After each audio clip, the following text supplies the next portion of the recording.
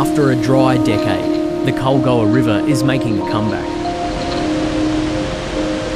On the banks is the biggest cotton farm in the southern hemisphere, Cubby Station.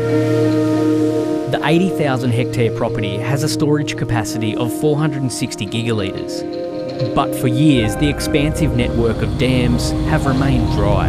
It's an incredible situation after the years of drought and low production and the lack of activity on the farm to see it come alive with water. Last year, no cotton was planted. This season, Cubby has over 16,000 hectares to pick. We were fortunate back February, March of last year to have a change in the season, which ultimately delivered on irrigation supplies for us, and we were able to get on and plan for a significant production. As drought gripped growing regions in 2019, Australia's cotton crop hit its lowest level in 40 years, producing less than 600,000 bales. But production is bouncing back and forecast to climb to 2.4 million this season. Somewhere in the vicinity of 13.5 to 14 bales per hectare as an average yield across the 16,600 hectares. With the price of cotton around $570 a bale, millions of dollars will again flow through the district. After many failed seasons, cotton picker contractor Sophie Boschhammer is finally busy again. We haven't been on Cubby for 4 seasons because of the drought, and so we're so happy to be back here now. Her family business have spent recent years travelling long distances interstate for work. So we had to downscale on our pickers because we weren't able to get the work. Until recently, dust haunted this district. Summer rainfall is what makes this country tick, and we basically went 8 years without a summer. The rain has finally come, bringing the land back to life.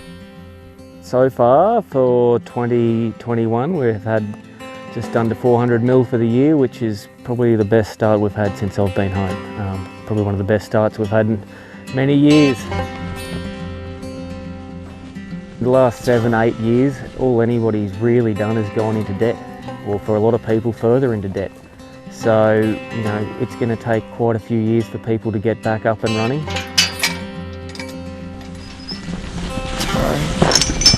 And for once, the return of better weather has been accompanied by strong prices. Like cotton, wool remains very good, around $13 a kilo. After sheep numbers hit a 100-year low in 2019, production is also forecast to begin rising once again. Commodity prices as a whole are fantastic, really. Most people that have cotton are picking at the moment. Just down the road is Dirranbandi. The town of 600 people is back in business as an influx of workers from the cotton industry return. For more than a decade, Karina Wilson's boutique store has managed to keep trading through floods and drought. Since the rain event, you can just see, looking at everyone, that they're just, the life's been injected back into them, and there's a good future ahead for the farming industry and for the town as a whole. Steve Burnett has been a stock agent here for more than 30 years. It's a busy night at the Dirran pub. There's been some quiet times recently, but that's finally turning around. Present now, like I say, we've had we're on our second cash crop season, and now people are sort of starting to look to spend and showing a lot more confidence now.